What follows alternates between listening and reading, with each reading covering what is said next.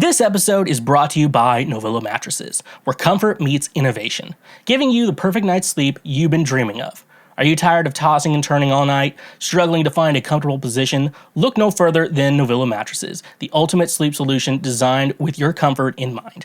Experience the luxury of a good night's sleep with Novilla's advanced mattress technology. Their mattresses are crafted using the finest materials, providing the perfect balance of support and softness. Whether you prefer a plush feel or a firmer surface, Novilla has a mattress that caters to your unique sleep preference. But what sets Novilla apart from the rest? It's their commitment to innovation and quality.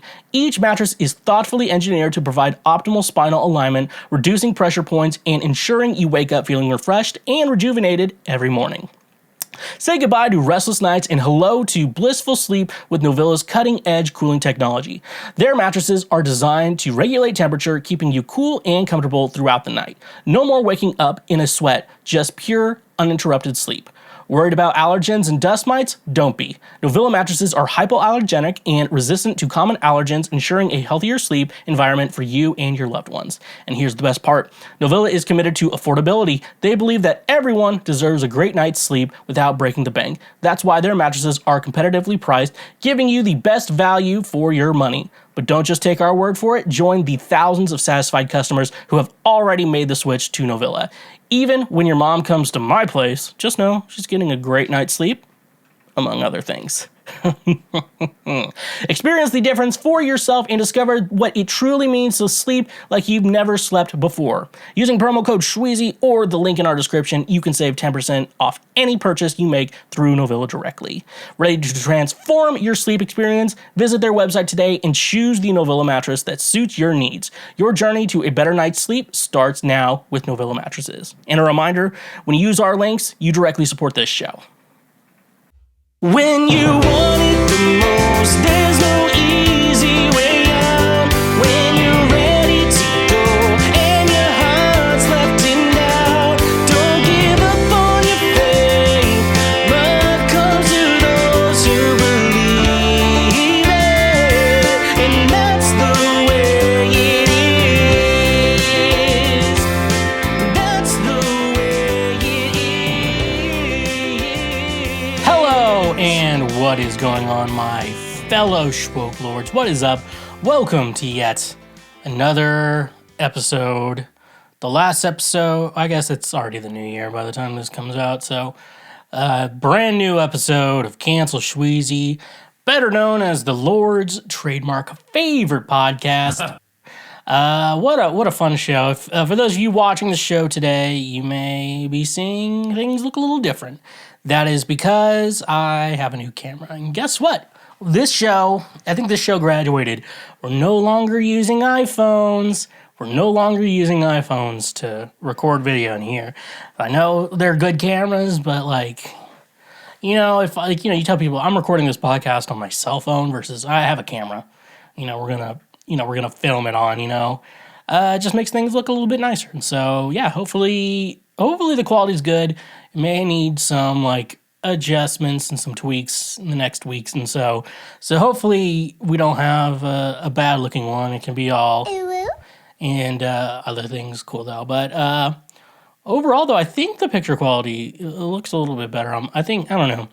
It's this camera is it's not like an expensive camera. It's just I needed a good camera for podcasting. That's not my phone, and the camera's better than my iPhone 12 Pro Max. So, another journey. So I think this is what we went from this Sony camcorder, which did work well, just the picture quality wasn't good. And,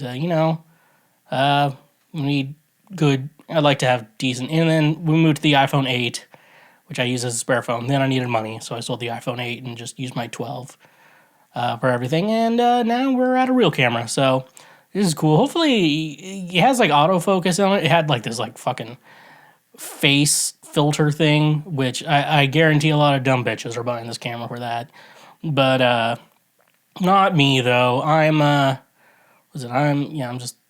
turned that off. I already look pretty, so I didn't need much. So, but yeah, no, it was really fun. We took last week off because last week it was Christmas. It was like, because I like these shows to be a little bit more scheduled, and I didn't make one in advance very well, so I just skipped last week, and boy, by golly, do I wish I would have not skipped last week. I wish, you're like, I don't have to work. I'll spend time with family and stuff like that. I'm like, I'd rather work. I'd rather not. I think I've had enough of my some family members, some specific family members. I am like pretty done with. Like, I don't even know if it is funny. I don't have any beat. Yeah, I don't want to get into it. That's family drama.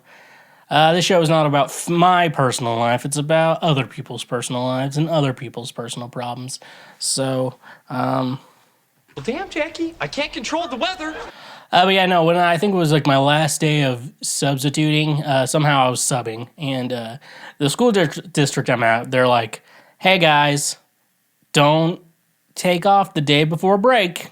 We don't want you to do that. Guys, I saw like every sub I've met. I saw like at least 7 subs in one school alone. So I'm like, I don't think people are really following this rule. Move, bitch, get out of my fucking way. Women's History month. That's coming up too. So that's something y'all can get excited for. I'm looking at like the video preview and I look so crisp. So, but yeah, no. But no, I was at the middle school, and I guess the teachers were playing some dumb game, where it's like if there's like an elf or whatever, and you have it in your pocket, and like the other teachers have to ask you, do you have an elf in your pocket? And then if you do, you have to give it to the teachers, and I guess the one at the end of the day wins. I didn't play that because I don't play fucking stupid games. I am not. I was gonna be like, I am not a woman I date. That I would usually date. I don't play games, but it was fun because the thing about teachers is like you're around kids all day. So in practice, you have to be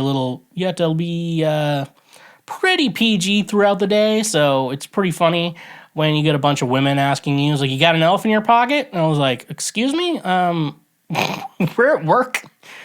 You can't ask that. I wouldn't have written anyone up anyways. I'm like, what's going to happen? Like, I'm a guy, I'm like, if a 55-year-old woman is sexually harassing me, I think I can, unless it's like a bot, like an actual boss, I can't do anything, but I'll be fine. Like, the problem is when it's, I think sexual harassment is wrong, especially in the workplace, because you guys need to be working. You don't need to be the workplace isn't for fucking, it's for working. That has to be a Michael Scott quote. But, well, also is like, the thing, the real problem with sexual harassment in the workplace is that it's usually people who are like in charge or have power over someone else, and they're using that to their advantage. Mike Bickle.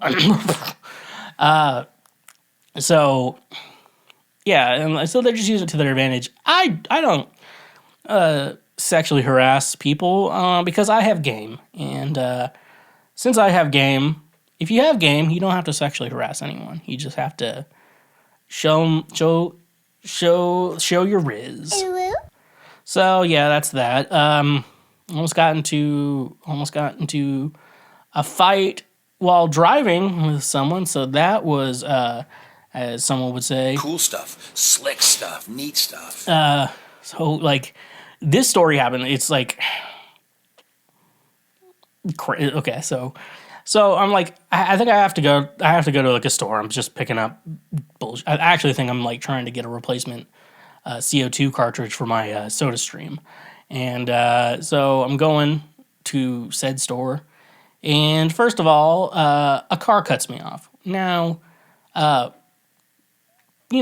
you gotta, if you're on a busy street, sometimes you have to cut people off, or else, like you're going to be sitting around for an hour or whatever, So, they cut me off. I'm like, fuck you. And then they're driving like 5 miles an hour. So I'm just fucking honking. I'm just honking my horn, like, move your fucking car.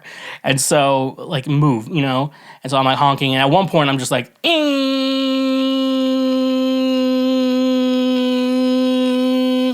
and And then I see it's like literally, it's like, those merging lanes, but not like a road merging lane, like a merging lane to like go to like a store, or whatever. They stop in the middle of the merging lane. First of all, busy traffic. Okay, I'm not the one at fault here. I saw someone open the car door. I'm like, fuck. I locked the car door immediately. I'm like, I'm not gonna get into a fight. And then they're just like, they're trying to say something. Like, I can't hear them. So I just rolled down my window. I'm like, move your fucking car. And eventually they moved their car and we went to the same store, but they didn't bother me. So since they didn't bother me, we can say I won that fight. And I'm not gay no more. I am delivered. But, oh, wow, dude. It's like I love Christmas, but at the same time, just remember everyone, I know Christmas isn't easy for everyone, you have dead family members, and then you have alive family members, and the alive ones were more of a problem this year than the dead ones. And just know, you don't get to choose your family, like you're born into a family, but to be a family, there's so much more to being a family than just like being related, you got to have each other's backs, it's supporting each other, showing love. It's more than just words, it's actions. So, I'm thinking about everyone who had a fucking rough Christmas time, and, who have family members, some of you are no contact with, which, if you had to get to a point where you're like, I think I need to go no contact, with this family member, you're right. You should probably not talk to them. If it's to a point if you get to a point in your life where you actually have to think like, I need to go no contact with this family member, whether it's a parent or maybe your grandparents or like an aunt and uncle, if it gets to that point, like, and you decide that, and something that you kind of had to struggle, it's definitely something if you didn't struggle with it, like if it was a struggle, but you're no contact with someone, I think it's probably, I think you did the right thing, You shouldn't have people in your life, especially, I'm a big believer in you need to surround yourself with people who make you better and not worse. And I put that responsibility on myself all the time to say, I'm like, hey, guess what? I need to do a better job and I need to lift others up. And, even though I make jokes all the time and fucking roast people and shit like that.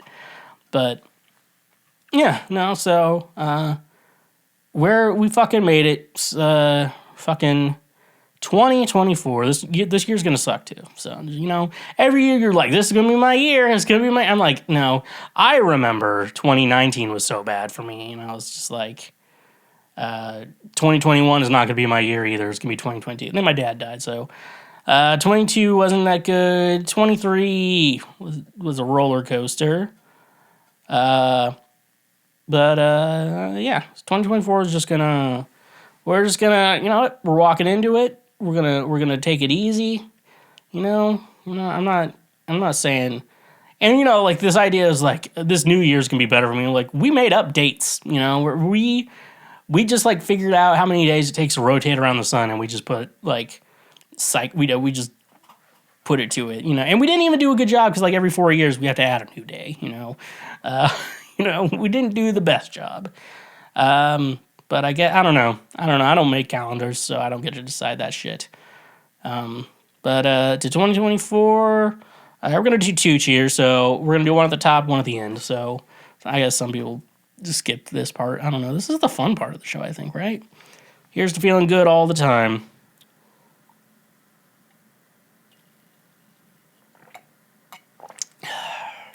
Watch me. It's like every time, it's like whiskey, wine, beer, even coffee. It's like I make a face that like makes it look like I hate it. But I do actually enjoy it. I think my face just makes that. I think it's like because it's the slightly sourness of everything. Puts it that way. But make sure you're checking out I have music under Schweezy 2024. I think we're making plans in 2024. That's all I can say. Do I have anything? Oh, here, like, I didn't fucking do this! Okay, yeah, so make sure you check out my music under Schweezy, checking out, all that, so I have stuff, I'm going to start releasing new music soon, so definitely go check that out under Schweezy, social media at TheSchweezy, that way you get notified when I do new podcasts, and, everything else in between there, so make sure you're checking that out, those are cool. Make sure you go to our Patreon page or our Cash App or our PayPal. Those are great ways to donate to the show. And great ways just to say thank you for being a friend. Those financially support the show. It doesn't really just help the show. It helps me. We buy new equipment and stuff like that. And so I'm going to do a high quality show. And to do a high quality show, you got to be a high quality man. So to be a high quality man, you got to live and die at the same time. Maybe not both, but whatever. Make sure you're doing all the free shit, you know. Like, are you subscribed to this show? Audio or video, YouTube people? Make sure you press that subscribe button. We're going to do some dead air, and I'm going to wait.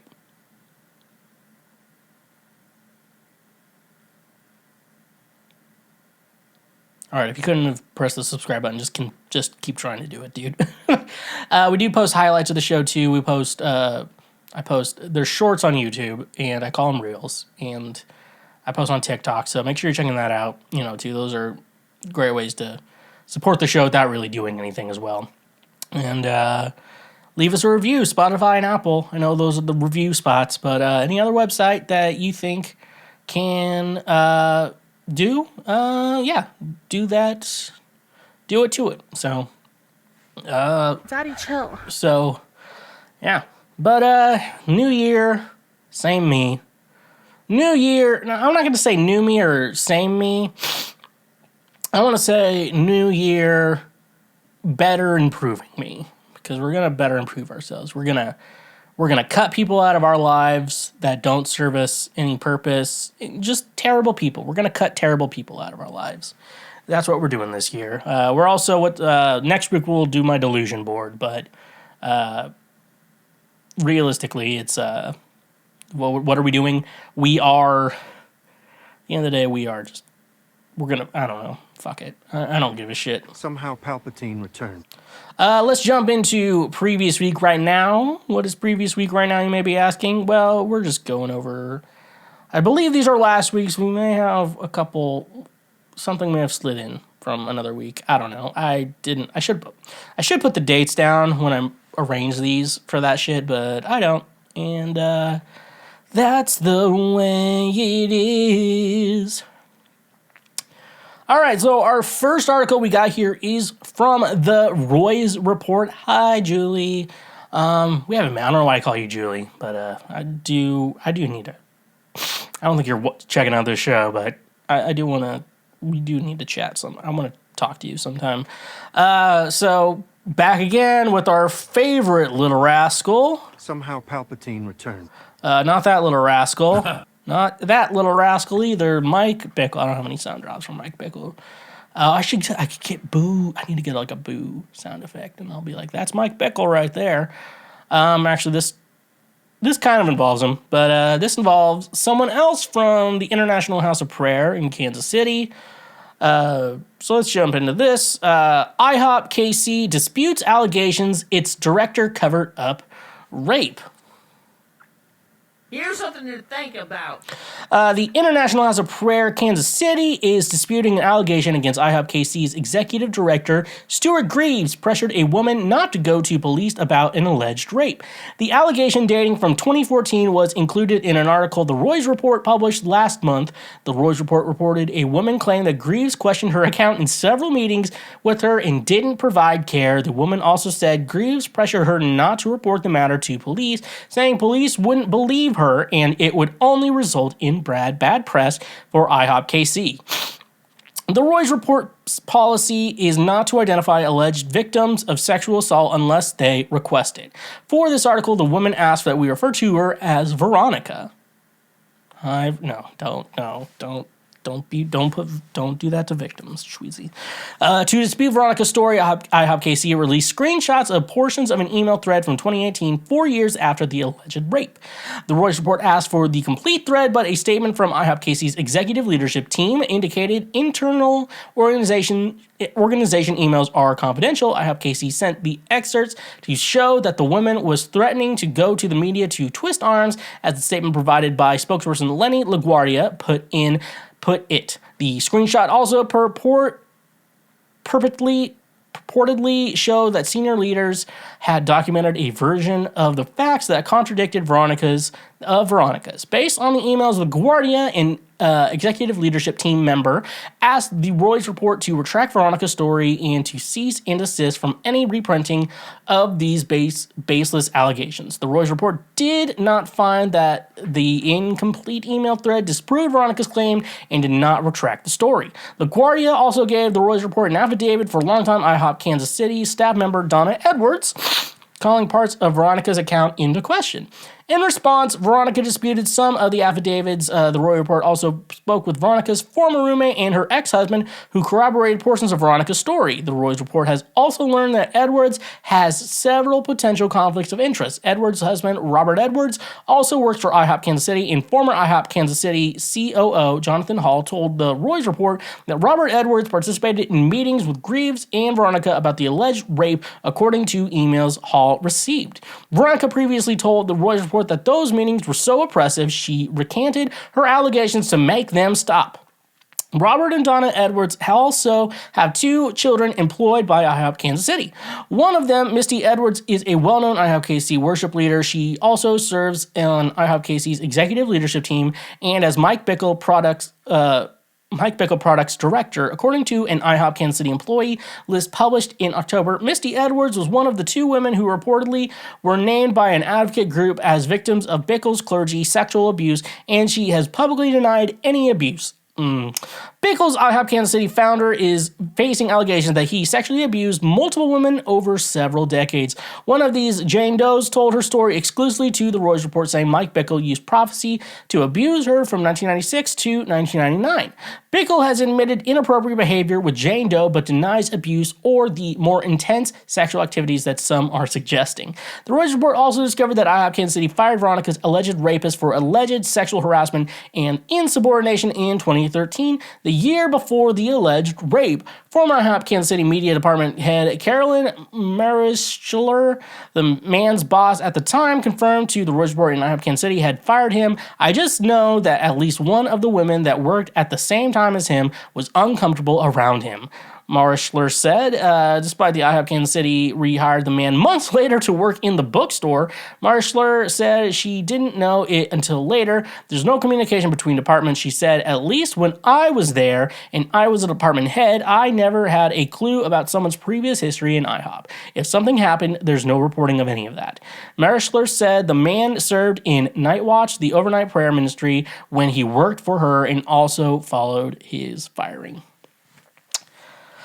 There it is again, that funny feeling, There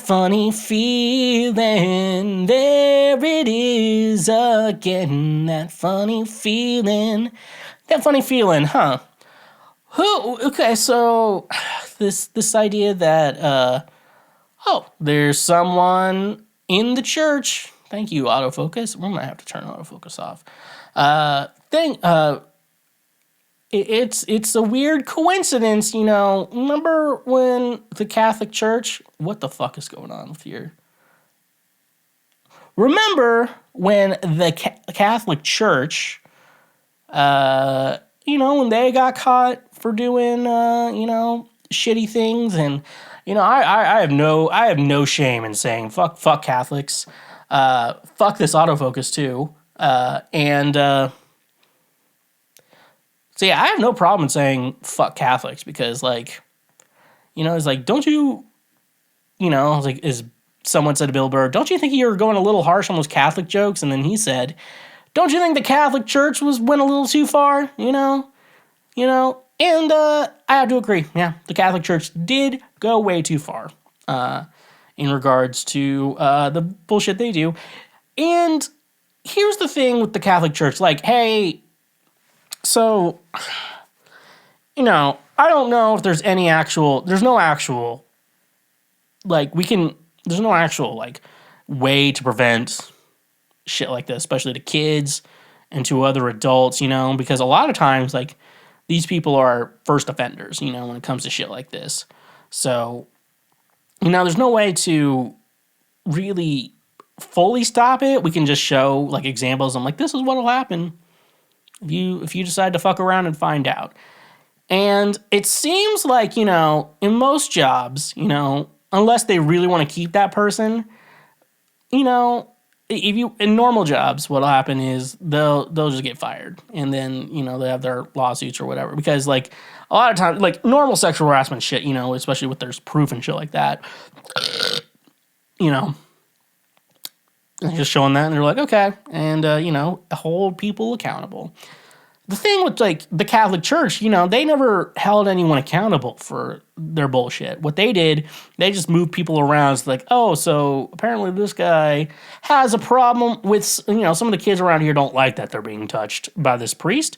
We're going to move them to an area where the kids won't mind that they're being touched by the priest. And, like, I don't know what child sees, like, a guy who's like, I'm going to go into ministry full time and just thinks, like, oh, fuck, I want that grown man to fondle my wiener even though I'm not even into them.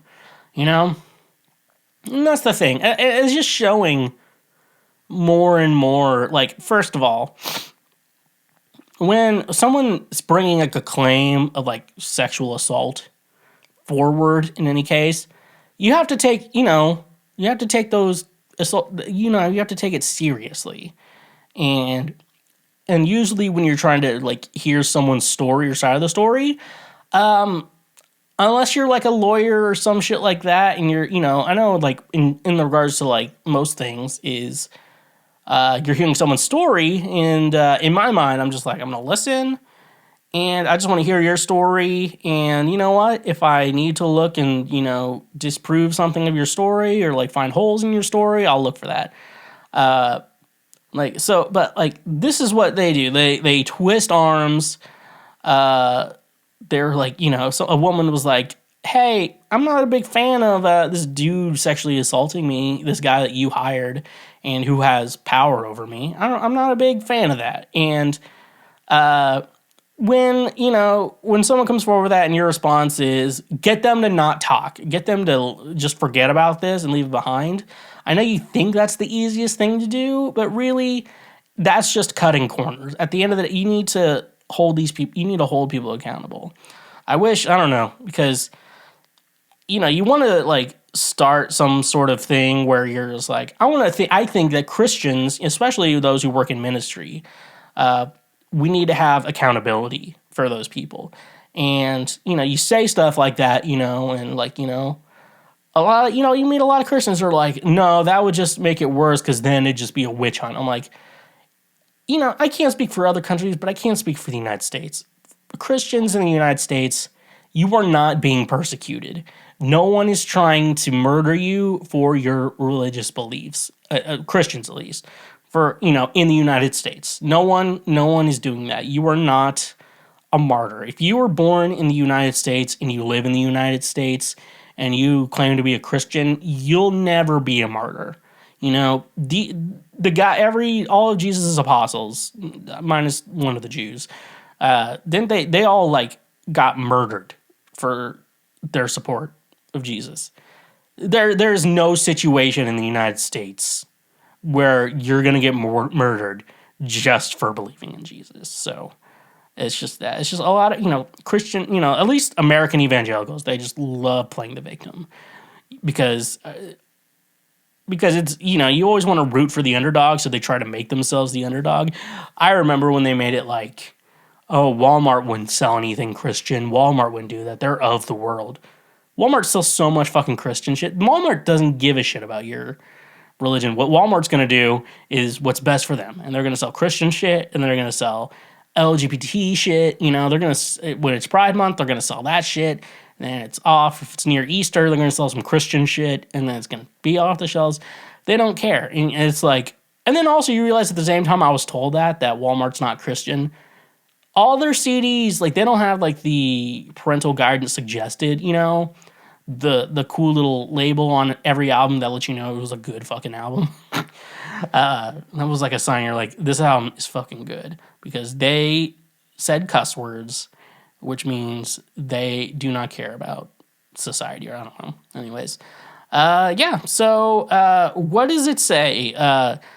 What is it about the IHOP Kansas City that just makes all these men just want to be like, fuck, I just have to fuck everything. Like, these guys are like sex addicts. Like, you know, I'm not saying addicts or anything, but like, I hear every... once I opened this can of worms that is Mike Bickle and everything in between, like, these people cannot keep it in their... Is there something there that just makes everyone want to fuck each other? I don't know, but... I don't know. But anyways, though, is this something that's new?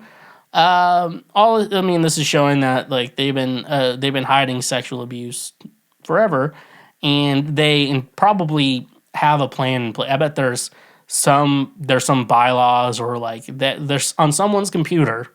I guarantee on someone's computer at IHOP at the International House of Prayer in Kansas City has like a policy for what you do when someone comes out about sexual assault. I guarantee on someone's computer there's a policy about it. You know, there has to be. Like, this happens so much. Like, almost every problem and every controversy they've had, about 80% of them have involved sex somehow, you know? And you think, and it makes you wonder, like, hey, aren't the Christians the one to be like, wait until marriage and then have sex? That's when you have your sex, is after marriage. But not if you're gay and shit like that. And then these people are like having gay sex and fucking just trying to sleep with other women, and all god awful things are doing to women at this place, you know. Same shit, different toilet every single day. Every day. It's every day, bro. Okay, so this next article is making me want to tell you. What the fuck's up, titties? This is from TMZ. Slipknot sued. Allegedly tried to cash in on drummer Joey Jordison's death. Slipknot is being hauled into court over its late drummer Joey Jordinson. The company managing his estate claimed the band's cashing in off Joey's belongings by displaying them in a traveling museum. According to the docs obtained by TMZ, the company running Joey's estate is suing the band, claiming it used Jordison's death in 2021 to boost sales for their 2022 album, The End, so far. The lawsuit claims the album wasn't selling as well following Joey's 2021 death, so band members Corey Taylor and Michael Sean Crahan told fans the album was dedicated to Joey, and the realization that Jordinson had passed away really crept in while making it. What's more, the company claims Corey and Michael lied when they told fans they contacted Joey's family to express condolences in the wake of his death. It looks like the beef goes back pretty far here. The company claims Joey's bandmates abruptly booted him from the group via email while he was struggling with acute transverse myelitis, a condition that caused him to lose the use of his left leg. According to the suit, Joey and Slipknot subsequently agreed to return all of Joey's property, including his musical gear and equipment, but the company claims that never happened, saying at least 22 items remain in the group's possession, including things like Joey's masks. I forgot this fucking Slipknot. His iconic pearl drum set and his Adidas sneakers. The lawsuit says some of those items are part of the display in the band's traveling museum known as Knotfest. After the complaint was filed, Slipknot responded with its own legal docs, denying the claims and asking the court to dismiss the lawsuit. As we reported, Joey died in his sleep in 2021, according to his family, and the 911 call obtained by TMZ revealed a woman who said she was Joey's ex getting emotional while telling dispatch about the warning signs that pointed to his death. Part of me thinks there's something up here, okay? Like, something. Okay, so Joey dies in 2021. Band releases album in 2022. Like... And just like from a musician standpoint, like, yeah, Joey's death is probably going to come up. Did Joey play on their last album? That's a good, let me look that up. All right, so we're going from here. Okay, Okay, don't do that. Okay. Did Joey play on Slipknot's last album? There we go. We figured it out. Joey. Okay, so.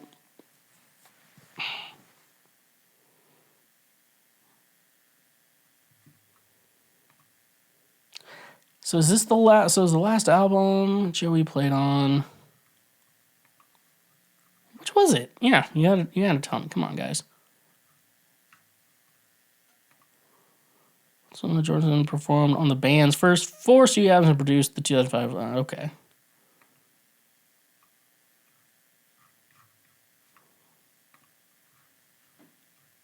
He's from like Des Moines.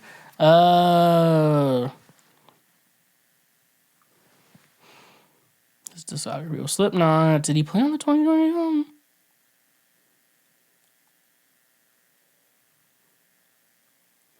No, I don't think he played on that. I guess they released a live album with him on it, but I guess he didn't. So I don't listen to Slipknot because I don't smell. They released. Okay, I was like,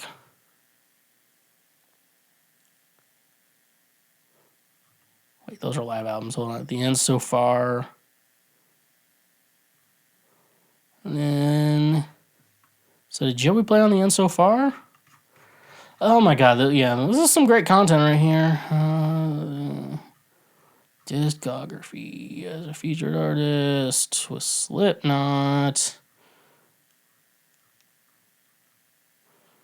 No, I guess he didn't play on it. So, like, it's not that surprising to me. They dedicated the album to him. That's probably what they're planning on doing. What is this? They said they kicked him out of the band. What was this all about? Let me read this again. So he said that kind of Joey's going to express condolences, and they said he abruptly booted him from the band. I'm like, it feels like if he lost his function in his left leg, I'm like, he's a drummer. Like, he probably said, like, I'm probably not going to be able to play with you guys anymore. Like, you know, and so that's probably when he left it. So, I don't know. I feel like there's more to this story that we don't know about, shit like that. And they're like, they have all of Joey's, like, old gear and shit like that. I'm like, is it his gear or is it, like, Slipknot the band's gear? Because if it's Slipknot shit, like, it's their shit, you know? The mask, too. Like, Slipknot, if anything, Slipknot's keeping their fucking dumb masks. Like, Slipknot gets to keep them. I feel like if you get kicked out of Slipknot, you have to get back the mask, you know? It's just that fucking stupid shit. His Pearl drum set and his Adidas. Like, that's, we got Joey's. We have his mask, his drum set, and his sneakers. Okay. Anyways, though, I hope they're figuring that shit out. Last article we got here. This is from the Washington Post. A 6-year-old boy traveling alone for Christmas was put on the wrong Spirit flight. The 6-year-old boy who left on a flight for the Christmas holiday to visit his grandmother in Southwest Florida instead was put on the wrong plane and ended up 160 miles away in Orlando, Florida. When the grandmother, Maria Ramos, showed up on Thursday at Southwest Florida International Airport in Fort Myers to greet her grandson who was flying for the first time from Philadelphia, she was told he wasn't on the Spirit Airlines flight. I ran inside the plane to the flight attendant and I asked her, "Where's my grandson? He was handed over to you at Philadelphia," she said. "No, I had no kids with me," Ramos told WYNK. She then got a call from her grandson from the airport in Orlando telling her that he had landed. In a statement, Spirit Airlines said the boy was under the care and supervision of an airlines employee the entire time, even though he was incorrectly boarded on a flight to Orlando. Once the mistake was discovered, the airlines let the family know. The statement said, "We take the safety and responsibility of transporting all of our guests seriously and are conducting an internal investigation." The statement said, "We apologize to the family for this experience." I don't know. This is bad parenting. Don't put your you don't put your kid on a Spirit Airline. You know, first of all, I don't even think the idea that like you know, I don't even like the idea of like I'm gonna send my small child alone on a plane and oh yeah, who's watching them? Flight attendants, those horny motherfuckers. I'm just joking. If you're a flight attendant, I don't, you know, I'm just kidding. But like, does Spirit Airlines even have seatbelts on their planes? Because, like, if I Google, does Spirit Airlines have seatbelts? I'm not going to be able to find an answer. Like, you think you'd be finding, like, the right answer quickly? No. You're not. Don't put your kids on Spirit Airlines flights. And maybe just don't send your kids on planes alone. Like, that is just, like, that shit that parents did in the 90s. And then they wonder why we turned out the way we did. You know, like, oh my God, that my kids had unrestricted internet access. Why is he okay with watching videos of people getting murdered? I don't know. Life is mysterious. FNX Fitness, the ultimate destination for fitness enthusiasts looking to reach their peak performance and achieve their health goals. Are you tired of the same old fitness routines that leave you feeling uninspired and unmotivated? Look no further than FNX Fitness, where they bring a fresh and innovative approach to your fitness journey. At FNX Fitness, they believe that true fitness goes beyond just physical strength. It's about nourishing your body and mind and soul to unlock your full potential. That's why they offer a wide range of high-quality supplements and products designed to support your active lifestyle. Fuel your workouts and enhance your recovery with the scientifically formulated supplements. From pre-workout energizers to post-workout recovery blends, FNX Fitness has you covered every step of the way. Their products are carefully crafted using premium ingredients, ensuring you get the nutrients you need to perform at your best. But FNX Fitness is more than just supplements. It's a community of like-minded individuals who share your passion for fitness and well-being. Join their supportive community and gain access to expert advice, workout tips, and motivational content that will keep you inspired and on track towards your goals. They understand that fitness is a personal journey, which is why they offer a wide range of products to cater to your individual needs. Whether you're a seasoned athlete looking to take your performance to the next level or a beginner taking your first steps towards a healthier lifestyle, FNX Fitness has the tools and resources to support you every step of the way. But don't just take my word for it. Join the thousands of satisfied customers who have already experienced the FNX Fitness difference. Transform your fitness routine and unlock your full potential with FNX Fitness. And using our code in the description, you can save 15% off your order from their website. Ready to take your fitness to the next level? Visit their website on your nearest retailer today and discover the power of FNX Fitness. Elevate your performance, fuel your passion, and become the best version of yourself with FNX Fitness. And a reminder, when you use our links, you directly support this show. Cash App, the easiest way to send, spend, and save money with just a few taps on your phone. Are you tired of dealing with the hassle of carrying cash or waiting in long lines at the bank? With Cash App, you can say goodbye to those inconveniences and hello to a seamless financial experience. Sending money to friends and family has never been easier, whether you're splitting the bill at dinner, paying your share of rent, or simply sending a birthday gift. Cash App lets you transfer money instantly, directly from your bank account. No need to worry about writing checks or handling physical cash anymore. But Cash App doesn't stop there. It's complete financial ecosystem right at your fingertips. Use the app to easily pay for your morning coffee, groceries, or even your monthly subscriptions. With just a simple scan or tap, you can make purchases at millions of locations, both online and offline. And here's the best part. Cash App helps you save money too. With its innovative Boost feature, you can unlock exclusive discounts and cashback rewards at popular retailers, restaurants, and even your favorite services. It's like having your own personal saving assistant, always looking out for the best deals. Worried about security? Cash App has you covered. With top-notch encryption and advanced security features, your financial information is always protected. Plus, if you have ever had any questions or concerns, Cash App's dedicated customer support team is available 24/7 to assist you. So why wait? Join millions of satisfied users and experience the convenience, speed, and savings that Cash App brings to your financial life. Download the app today from your app store and start spending and saving money like never before. Luckily, the best part is, if you sign up using the link in the description, you get a free $5 just for signing up. That's literally just free money. So join Cash App today. The future of money is here. And when you use our links, you directly support this show. What the fuck's up, titties? All right, it is the last, I guess this is the first episode of the year, but it's the final episode I'm making in 2023, even though it comes out in 2024. I want to talk about all my favorite albums that have come out in 2023 as I shake this desk nonstop. This year, music was kind of weird. I feel like everyone worked on so much shit in 2020 when we were all locked up, and then a lot of 2021 releases, a lot of 2022 releases. But I think most bands either released the ones that really wanted to spend their time on it, or other things really decided to go hard and get it done this year. And then, I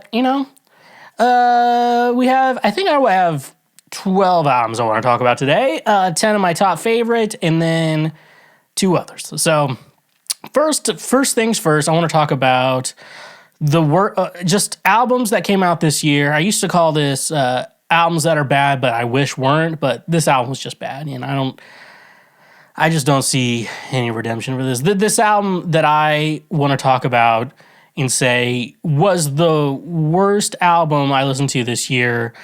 That really should have, that from a band that I expect more from. Paramore, This Is Why. If you've listened to this album, I have a lot of friends who say they put this on their top. I don't believe this should be, and part of me believes this is part of, what Paramore, I just think Paramore did not attempt to make a good album. What this album feels like is the best way to describe it. I don't know how to describe East Nashville to people who are not from that area or don't really get it. But this is like people in East Nashville sniffing their own farts. If this album was just sniffing your own farts, that is what Paramore's This Is Why would be.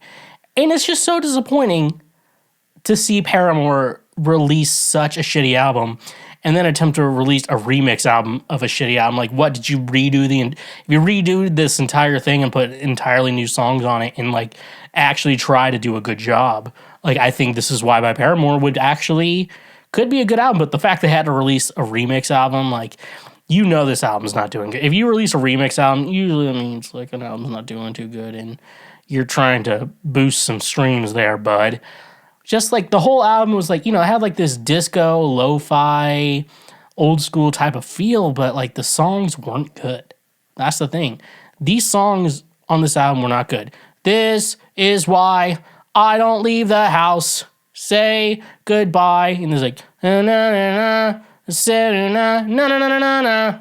It's I just don't understand how people can. I don't know how far in a process you can get to, especially being such a big band like Paramore, and to release such fucking dog shit. It's I walked across a room today, and then I noticed something's not there today. Na na na na na. This is why. It was just a fucking shit album, and this is coming from someone who is the biggest Paramore fan. All We Know Is Falling. I used to be my least favorite album, and it was only because they were literal children when they wrote it and put it together, and even then, it was still great. Riot, instant classic. Classic. That is a classic album. The Butterfly one, is it? No, that's not All We Know Is Falling, but the Butterfly one, great album. Grudges, Blame It. I think it was Next time you point a finger, I'll have to break it, bend it back and break it off. My favorite Paramore song, that album. And then, self-titled, that was just a big change for the band. Still worked. After Laughter, still worked. This Is Why, smelling your own farts. That is what I conclude This Is Why by Paramore is. If an album could, this album is basically people who like to smell their own farts. And that's what that album is. Under my honorable mentions this year, I want to put Taylor Swift's 1989 Taylor's version. Now, I think this is one of the best albums. 1989 is one of the best albums that of the 2010s, maybe of all time. It is just a solid, phenomenal album. It was written at a time Taylor was wanting to do something different, and I feel like when bands want to do something different, and they're still really passionate about making good songs, not just like, let's make an album that way we can tour and make money and shit like that. It was just like, at this point in Taylor's career, it was just a solid album that needed to be made. Like, pop music needed that album, synth pop, everything that needed it. It put Jack Antonoff on the map.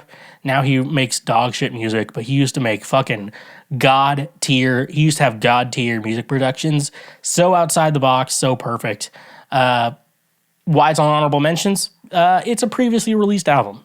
But there's some differences, but like at the same time, it's like when Taylor released this album, I was like, I'm not listening to it right now. Why? I'm not in the mood to listen to 1989 right now. I know what this album sounds like. I know there's some B-sides and shit like that, but at the same time, like, I'm not in the mood to listen to 1989. When Taylor releases her, re-recorded stuff, and I want to listen to that album, I always go for the re-recorded one. Obviously, I want to, support artists supporting artists, But yeah, it has to fall under honorable mention. I feel like most people can just conclude why it needs to be on the honorable mention. Now we can get into our top 10 list, the list of the day of my top 10 favorite albums of all time. Number 10, we're going with Boy Genius, The Record. Boy Genius is made up of Phoebe Bridgers, Lucy Dacus, and Julian Baker. It's just a trio of ladies, queer ladies. I don't know what Lucy's all about. I know what Julian and Phoebe are all about. So sorry, Lucy. It's Lucy. I think it is Lucy Dacus, right? If I say it wrong, I'm just gonna call her that from now on. So that's cool. I like Boy Genius a lot, and I thought this album was good. It's just, it sounds like Phoebe Bridgers and Julian Baker, and it's at a point. I think those two artists are great in themselves, and especially Phoebe. I think Phoebe is just phenomenal. Her voice is just so beautiful. Like, just the way she knows how to sing, it's just very beautiful. But I don't know, like, there's so many like copycat clones of this, It's just like, do I want real Phoebe Bridgers, or should I just go for like a Walmart? Like when you're at the store, you're like, yeah, there's the off-brand and the name brand, and Phoebe Bridgers is the name brand, but off-brands are good too, Like, don't deny it until you try it. But like I said, Boy Genius, they're great. They've been doing like country covers. Every time I see like their YouTube stuff, it's like country covers. They did Cowboy Take Me Away. I just feel like three women, and most of them, if you put all three of those girls together, and like how, the percentage of all three of them together, like how attracted they are to men, it's hard to, you know what I'm saying? But no, all of them are good.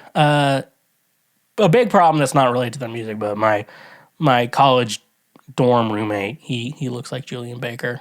And I don't know who's complimenting who. He got bitches. My roommate got bitches. He got some hot bitches. A little bit. I don't know what to say about him. I don't hate him. He's just like one of those guys. He's one of those guys. You're just like, yeah, we probably wouldn't have chose to be roommates if we, or whatever. But yeah, that's Boy Genius, The Record. Number 10 on my list, just because it's just like I don't think about picking up that album, but I do think it's good. Number 9, as we're getting into, number 9 is Olivia Rodrigo's album Guts. This is her sophomore album. I would consider it her sophomore album, behind Sour. Sour was great. It really surprised me, and when I listened to Sour, my whole like mindset was like, this fucking kid, I'm just jealous of her parents forcing her into show business at a young age, and her being like, I like this, I want to keep doing this, and like just her having those opportunities. Part of me hates that, and she's like the hip, cool person to listen to, and my punk rockness says like, fuck that, I don't, but she does have a good one. Sour was like a phenomenal album. It really blew me away when I listened to it, and eventually just like shut the fuck up and be like, you know what, that was actually pretty good. Guts, however, I don't feel like it has that momentum. It feels like she was making, to me, what Guts really sounded like. You know, Vampire was fun, and Vampire really seemed like they wrote it as like something they wanted to get trending on TikTok, because like the rest of the song doesn't really, you know, do it for me. Me like a queen, like a goddamn vampire. I know those little vocal fries that kids do now. I'm a music teacher. I'm a kind of music teacher. I talk to kids about singing, and I'll be like, yeah, you need to sing normal, and then you can sing like that. That's because you got to learn how to like breathe properly, because like, meet me like a queen, like a goddamn vampire. Like you got to meet me like a queen, like a goddamn vampire. You know, you got to learn how to do it right. So it's hard, you know, talking to kids. And this Phoebe Bridgers is not much better, to be honest with you. Phoebe does not help the vocal fry situation and people trying to teach kids to sing, and me, at least on the other hand, I'm like, I'm okay if they do vocal fry, but like, you know, there's a way, if like you hum, a fun trick for those of you who don't sing, you know, humming like,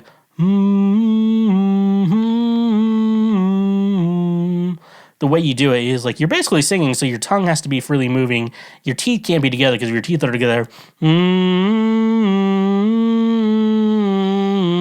I don't know if you heard that difference, but like your teeth vibrate inside, because sound is just vibrations. Have I got, where am I at? Oh yeah. So yeah, this album had like 2 songs I want to listen to, but like the replay value of this, I was like, I don't even, you know, like I listened to like the hits on the album. Like I'm not even that really into the hits too much, but I still think it's better than This Is Why by Paramore. I mean, like, every album is better than This Is Why by Paramore. But yeah, no, but I think, you know, it feels like, I don't know, I just feel like Guts seems like B-sides from Sour kind of made into songs, and it's like they're B-sides for a reason, you know. With B-sides, it's like, yeah, you have some good songs that don't really fit the album, but like these feel like B-sides that they're just kind of like, yeah, I wrote some songs, sir, I just don't feel confident in them. And her production technique is like high, you know, it's like a high budget studio trying to sound like shit too, which is a whole thing in itself. So it's hard, it's bad, and you know, Somehow Palpatine returned. so just a lot of fucking stuff there. That's number 9, Olivia Rodrigo's Guts. Number 8, Sufjan Stevens' Javelin. Now, I feel like I just have not been able to give this album the time it needs, but it's Sufjan Stevens, and he is, I don't know, what he does insanely well. That's what Sufjan Stevens does. This album's about a boyfriend dying, and I mean, that's the kind of shit it wasn't Carrie and Lowell about his mom dying, you know? Like, Sufjan's technique, he can't write an album unless someone dies. I don't know. Did someone die when he wrote Illinois? It was good. But Javelin, I feel like it's good. I feel like maybe 2024, I may like it a little bit more than I do right now. But yeah, as of right now, I'm putting it at 8 right now. Like, you know, I always feel like a lot of times I do these lists and then I find another album that I like really enjoy, and I'm like, I can't believe I missed this last year. What was I doing? You know, and I think like Javelin, I really want to make sure I put Javelin here because I think it's great. Javelin by Sufjan Stevens is great. However, I just don't think I've had enough time to sit with it yet. And it's weird because there's so many albums, and when we get to the top 5 of my list, I feel like my top 5 are like 5 albums I had on repeat pretty much almost like from the moment they came out, and stuff like that. And I'm excited to see, you know, if I become more favorable of Javelin by Sufjan. So I'm excited for that. Excited to see what I see here. Number 7, a little bit of a curveball, but not really. I want to put Alex Melton's Southern Charm on here. Now, however, this is a full album of cover songs. Alex Melton, if you don't know, Alex Melton makes just weekly YouTube cover videos. Usually he usually keeps up weekly. If he doesn't, like I'm the one who's understand. I'm like, yeah, it takes a while to make songs, you know. But Southern Charm, Alex Melton, the first half is country songs done pop punk. And then the second half of the album is pop punk songs done country. So it's very cool. His cover of Secrets is probably one of the best versions out there. Downfall of Us All by A Day to Remember. He did a cover of that country. You got to play it with them live. Like his version was that good. The actual band was like, please do this with us live. We're going to be doing this version anytime we do like a set like this because you just fucking figured it out.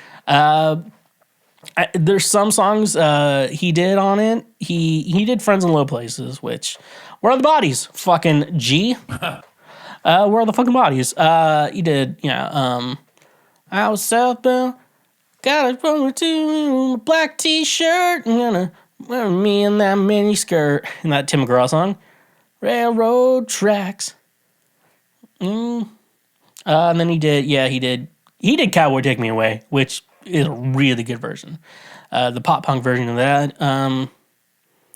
He did Body Like a Backward, like just some bro country stuff. Like he just did really well. I'm just like, maybe I do like bro country. It just has to be done in a pop punk style, Alex Melton is just super phenomenal. If you haven't checked out his YouTube stuff yet, he does covers all the time. He released other EPs this year, but I really wanted to point out Southern Charm from Alex Melton. I think it's really good. And if you're listening, you're like, who is this fucking guy? You probably seen his YouTube shit. So definitely go check that out. Southern Charm, Alex Melton. Everyone get into this.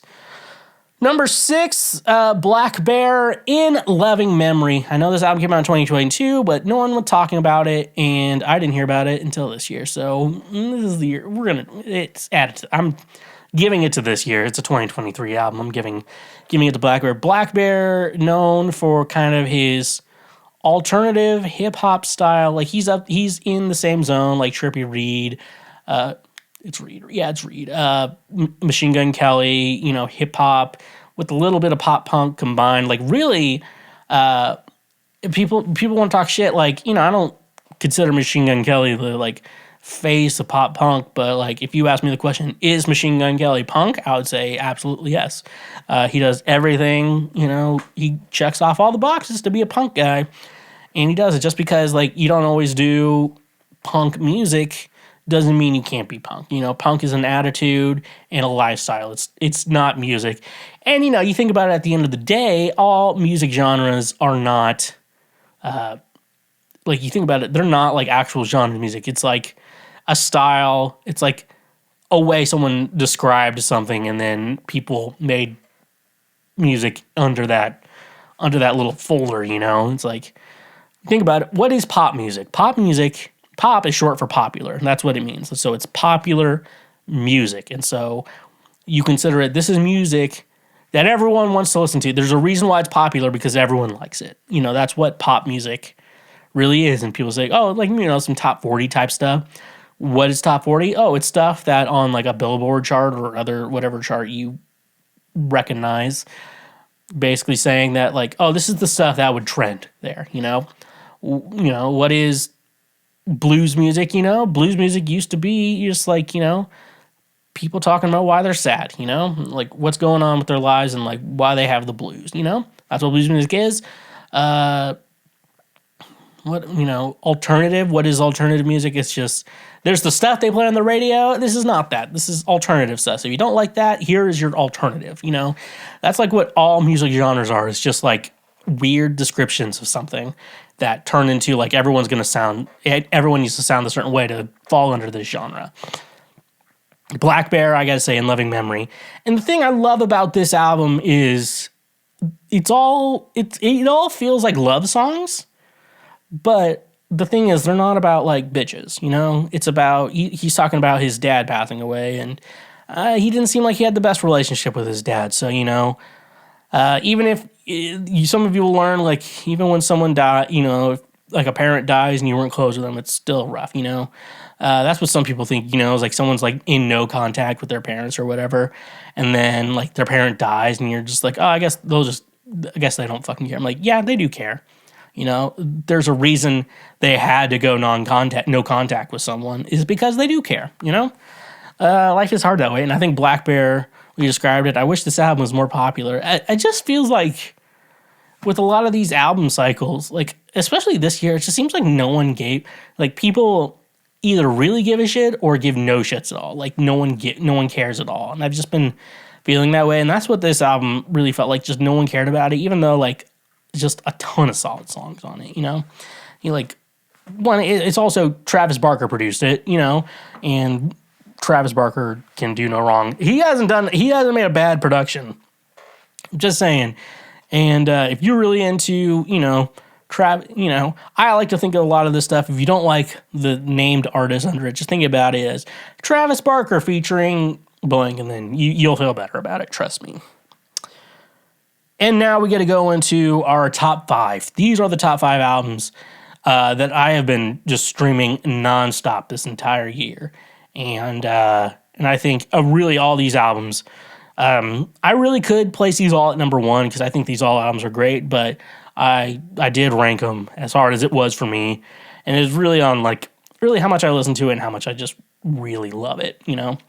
Number 5, Hot Mulligan. Why would I watch? Hot Mulligan, if for those of you who've never listened to Hot Mulligan, first of all, go listen to Hot Mulligan. They're probably one of the best bands out right now. Like I try not to give that title lightly to people. I don't like to give that title out to a lot of people. I've given it to like Hot Mulligan, the 1975, my friends in Ravener. Like those are, I try not to give it to them. But Hot Mulligan, they're the one band that is uniting old emo fans and new emo fans together.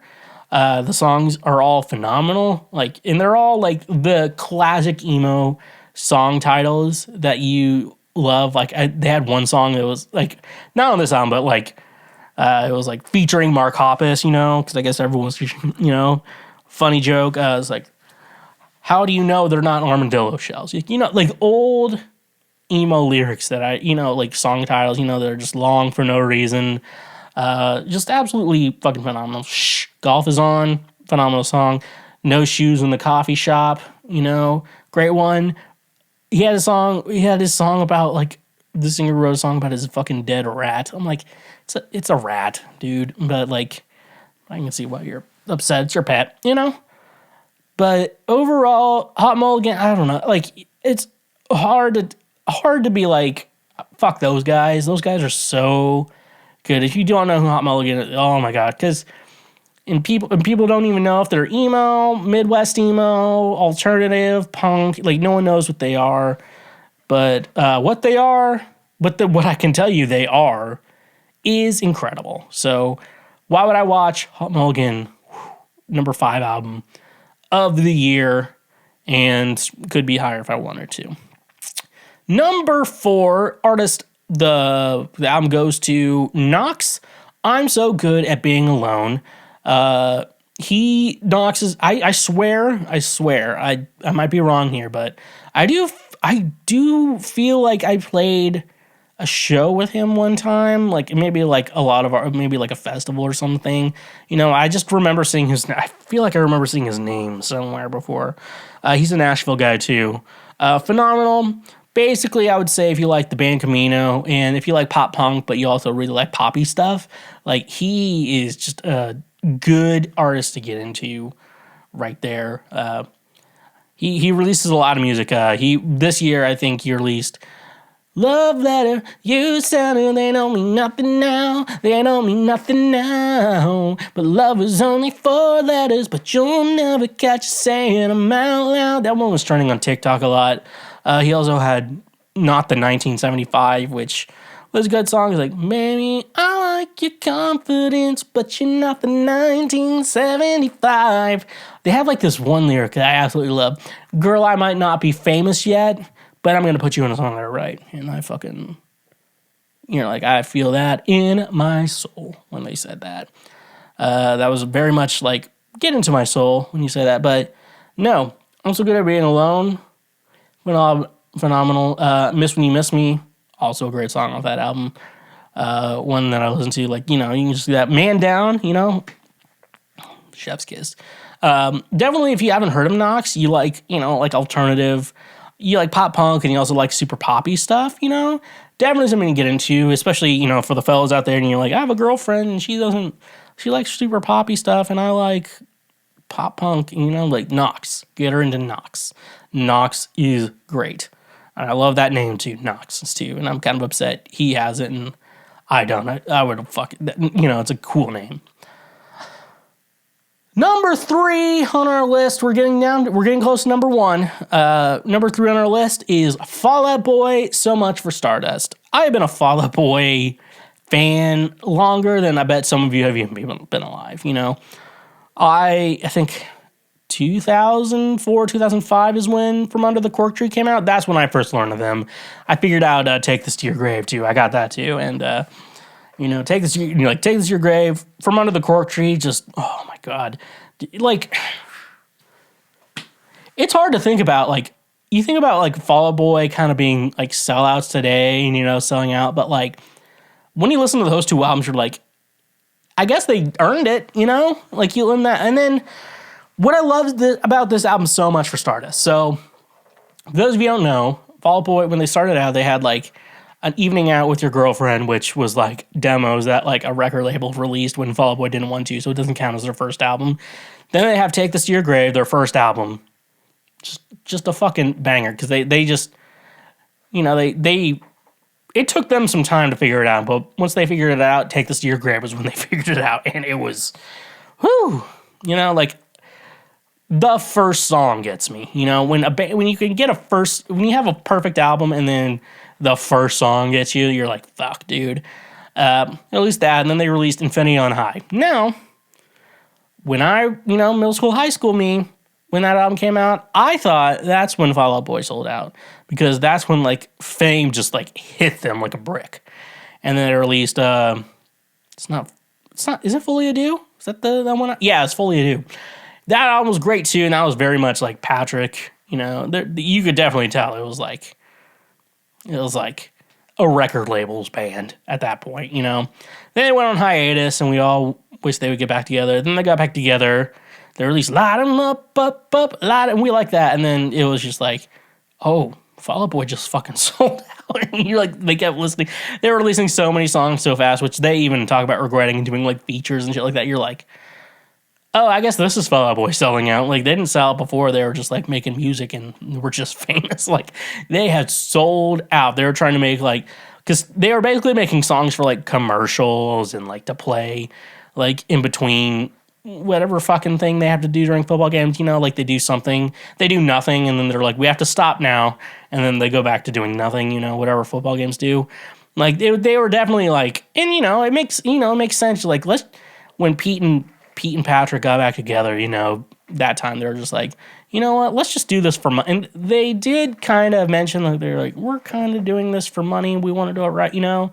And then, you know, the pandemic happened, you know, life happened and shit like that. And then they released this album. This album feels like a follow-up to Folia Do. Like, this is the album I wanted when they went on hiatus the first time. I guess the only time, I guess. They've just, I don't know, you know, I don't know what they were doing. But, like, when they, after Folia Do, and they came back, started making garbage, like, this is the album, like, I think we were expecting from them when they came out with that. And it's just so good. Homie Like a Grudge. Like, I think, like, this album, I feel like it's finally, like, a somewhat return to form with just Pete Wentz's just great lyrical ideas. You know, I think this is Pete really put it into him, and he even switched basses. He went from Fender to Squire to Ernie Ball. So, cool for him. But so much for Stardust, number 3. Now we'll move on to number 2. This album, for a majority of this year, I have to say, this is number 2, my second favorite album of the year. And I gotta say, it was number 1 for the longest time. What is this album? This is a band, Honey Revenge Retrovision. This is their debut album. They released a bunch of singles. If you don't know who Honey Revenge are, they are a duo. They have a full band live, but it's Devin and Donnie, I believe. And it's pop punk it's like basically how I don't want to compare them to Paramore because girl with colored hair as the lead singer, like I don't want to fall into that trope, you know? But this is the album I wish Paramore would have released this year. And I'm saying that all as a compliment to Honey Revenge because this album was probably my most streamed album of this year. Once you hear number one, you'll only know that just because of the release dates. But Honey Revenge's Retrovision, solid fucking album. This is their first debut album coming from nowhere to this, and they put everything into this. Retrovision, everything was into it. I can talk about breakup. It talked about breakups, being in love. It has everything for everyone. Devin, the singer, fucking phenomenal. You don't expect her voice to come out of her, but it does, and you're like, holy fucking shit. She is so good. The first song on the album, Airhead, and it's funny because if on their live shows, like, this is the dumb bitch anthem. So if you're a dumb bitch, get ready. I'm like, fucking, damn, I'm such an airhead, no strength in my spine. Rerun, that's like their big hit. There's the track 2 on the album, I can't remember. Seeing Negative, that one's fucking great. It's hard to pick a favorite off that album because that whole front to back, like, it's a no skip album. It's no skips. Like, I really don't see a need to skip any song. I'm just like, cause I could even think of like the song I least like, and you're like, no, that's still a pretty good song, Honey Revenge, Retrovision, just, I would say if you have not heard of them, they heard them. The way I heard about them is they're like up and coming artists, up and coming pop punk artists, and I heard on like TikTok, and I heard their song Rerun. I'm like, this shit's fucking slaps, and I'm like, I just like dug deep into Honey Revenge, and by golly, they're a great band. One of the best bands out today, along with Hot Mulligan. I'd say I put Honey Revenge up there. Those dudes fucking kill it. Now we're going into our number one album this year. For those of you who know me or follow the show, could probably make a pretty good guess what album made it this year. Another No Skips album, I believe. It is Blink-182's One More Time. And I know this is the return of Tom DeLonge into Blink-182 after leaving the band pre-2015 before they released their album California. I listened to like California today, but like someone had an AI replace Matt Skiba with Tom DeLonge, but it was like Tom DeLonge from like the year 2000, and his voice sounds like nothing like it used to, But yeah, One More Time. So for those of you who don't know, this is after Tom rejoined the band, and so there are a lot of infighting within the band. Basically, they've always kind of had there's always been some problems there, and it's always seemed to be a little unintentional for the most part, The first problem they have is Tom wanted to make music as Boxcar Racer, and then recruited Travis to play drums because, it's like I would recruit Travis to play drums for me too, which Mark thought it was like he's trying to do a new band without me, And so that created some bad blood, even though it was just like, how good Travis Barker is as a drummer, and like I just wanted to play on this project, so it was. And then they did Plus 44 because I guess Tom wanted to take a break from Blink-182, and they may have started Angels and Airwaves then, I'm not sure, but all that divide. After the Untitled, they went on their first hiatus, and then after Travis's plane crash, they got back together, they released Neighborhoods, and then Tom left again, and they replaced him with Matt Skiba. Instead of doing like Plus 44, they just did Blink-182 with Matt Skiba, and those albums were good, but I think it's just, Matt Skiba's so fucking good. Like, I love Alkaline Trio, but I feel like I may have missed their album this year. Maybe it's next year, I don't know. But like, I don't know. It's just the way Mark's voice works. Either Mark needs to be the full-time singer or you have to have someone with such a unique voice like Tom to do it. And is Matt Skiba a better singer than Tom DeLonge? Absolutely. Is he a better guitar player? Absolutely. Did Matt Skiba make Blink-182 a better group? No. But, Alkaline Trio still fucking rocks. So, it's like, it's nothing against Matt Skiba. It's just like, he had to replace Tom DeLonge, And, Tom left before 2015 because I guess, one, he did want to search for aliens, which is true. But also, I think he also mentioned that, touring kind of is a lot, how you go on like a road trip, or like travel to see family. Imagine that, but for like a couple months with no break, Like, yeah, it gets to people. You have to have like you have to be a certain person. Like I meet musicians all the time who are just like, I can't tour. I just can't do it. It's too much on me. I'm like, grow the fuck up. But Blink-182, I think at this point, I don't want to talk about their band drum. I want to talk about this album. So this album comes on the heels of after Tom rejoining the band, and then it's also after Mark Hoppus being diagnosed with cancer. And once, Tom learned about it, got in touch with Mark, and he's like, you know what? I need to rejoin the band, get back there. You're going to beat this, and then we're going to go through it. And, I think Mark survived his cancer, and I guess, I think his cancer was one that, like, his mom had and survived from, too. It's one of those genetics, I guess, that he can survive from. But, as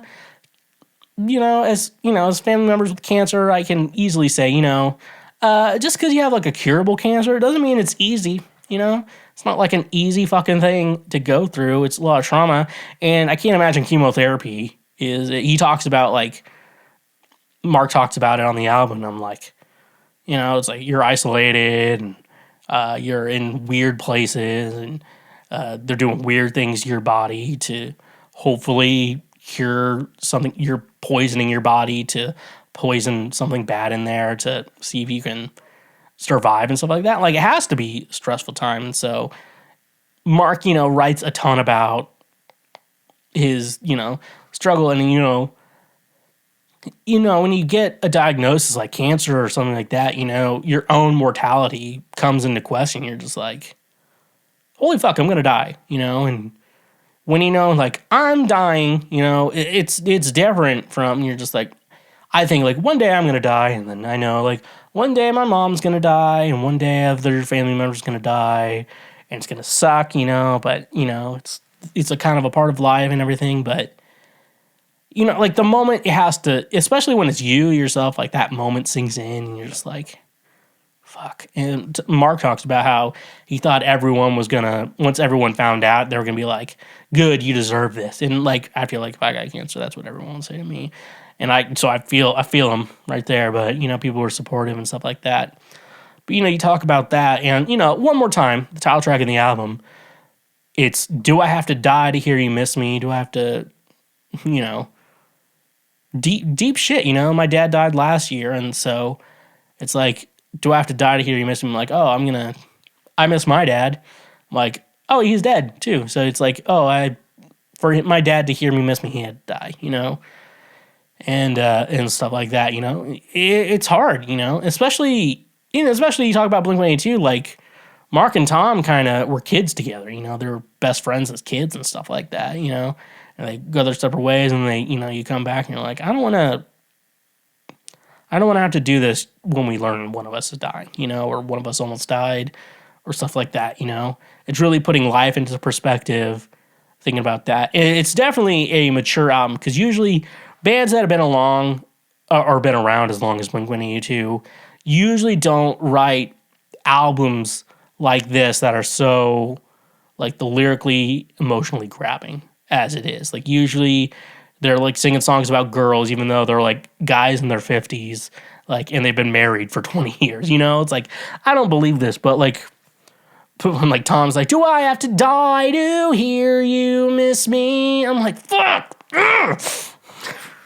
God damn it! It's just, the other side, yeah, that one got me. It's like, it'll never be the same stage right. You're like, when you learn that Mark Hoppus stands stage right and he's saying that to other people, it's like, it'll never be the same stage right when I'm gone. And you're like, ugh, god damn, like, bands who are 50 years old, men in their 50s, late 40s, do not write albums like this. But they did. And when that album came out, I listened to it nonstop. I still listen to it. It's like, I go to something else, I go back to one more time. Like, I'll listen to Retrovision, I'll listen to One More Time. I'll listen to So Much for Stardust, I'll go back to One More Time. I just keep going back to it.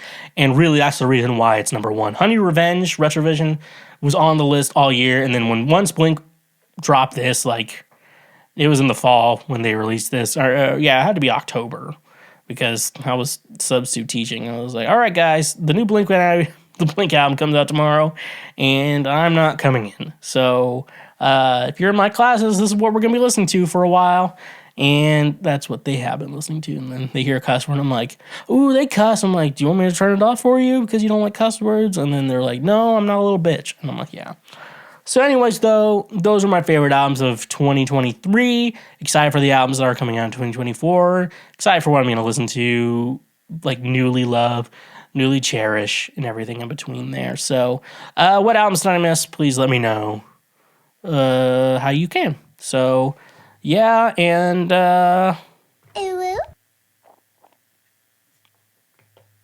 Drizly, the ultimate convenience for all your alcohol needs, delivered right to your doorstep. Tired of making last-minute trips to the liquor store or dealing with crowded aisles and long checkout lines? With Drizly, your favorite drinks are just a few taps away, making your alcohol shopping experience easier and more enjoyable than ever before. Drizly brings the liquor store to you, offering an extensive selection of beer, wine, spirits, and more. Browse their vast catalog of top-quality brands, local favorites, and specialty beverages, all conveniently organized on their user-friendly app or website.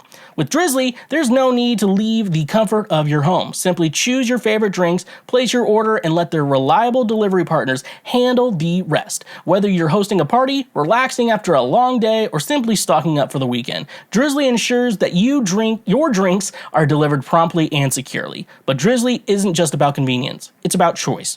Discover new flavors, explore unique craft brews, or find the perfect bottle of wine to complement your meal. With Drizly's vast selection, you have the freedom to choose exactly what you want when you want it.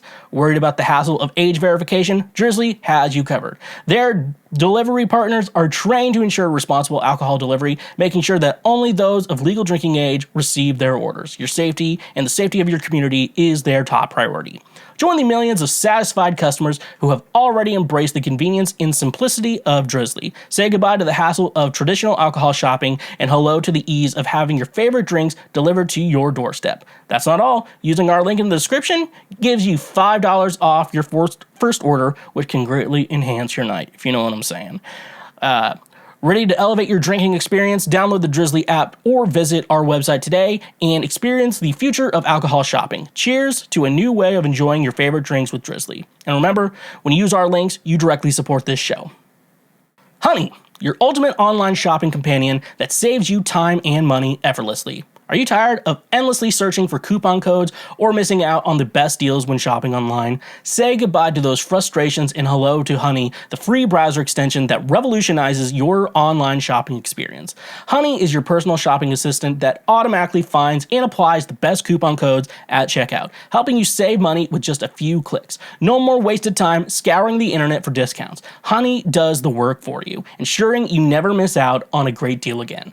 But Honey doesn't stop at coupon codes. It goes the extra mile to ensure you get the best price possible. With Honey's innovative price history feature, you can track the price changes of your favorite products over time. This means you'll always know if you're getting the best deal or if it's better to wait for a price drop. And the best part, Honey works seamlessly with over 30,000 online retailers, including popular brands across fashion, tech, home goods, and more. Whether you're shopping for a new wardrobe, upgrading your electronics, or sprucing up your living space, Honey has your back, ensuring you get the best value for your money. Worried about privacy and security? Rest assured, Honey is committed to protecting your personal information. They never sell or share your data, and their browser extension is designed with top-notch security measures to keep your online shopping experience safe and secure.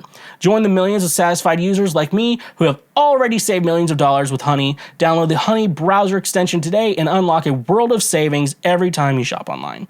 Don't miss out on an incredible deal and the chance to save money effortlessly. Experience the power of Honey and take your online shopping to a whole new level. Honey, the sweetest way to shop online. And remember, when you use our links, you directly support this show. Oh no! Our table! It is time for Oh No Our Table, the part of the podcast where I just answer your questions. Since this show is kind of like a last week kind of thing, this is my last one, 2023, but I guess you'll hear 2023 problems in 2024, so, This is America, you dumb son of a bitch, okay? Is it cheating if my 25-year-old non-binary partner does sex role plays with friends while we're dating? My partner, who I've been dating for 4 years, is into writing porn, and I don't mind that. However, I recently discovered that he and one of his friends are engaging in explicit sex role plays in direct messages, pretending to be their favorite characters. I've expressed that it bothers me because it feels like sexting. He claims it's for a story he's writing, but it's clearly a role play involving sex. I'm confused and don't know how to feel about this situation. Can you offer any insights or advice? So you're a dude, your partner's non-binary. I'm making a guess your partner is born a woman. It's usually the non-binary, the usual, actually, no, that could be both genitalias. I'm definitely fine with multiple genders, because at the end of the day, gender is kind of like it's like being a man or a woman. I'm like, well, we decide what being a man is, like humans, socially, culturally. That's who decides like what you're a man, and then culture like decides what a woman is, and stuff like, when you get into stuff like that, it's like, I don't like being put into this box or this box. It's called being punk rock. It's just like, I don't actually care about my pronoun. You can just call me he. Like, I just don't give a shit. I'll dress however I want to, but just call me him. I don't know. It's just easier for me. I like standing at urinals, so I'm going to be using that bathroom anyways. So, it's how it is. Yeah, your partner is like, I don't consider this actual cheating, So is it cheating? No, it's not cheating. However, it's the sad kind of cheating.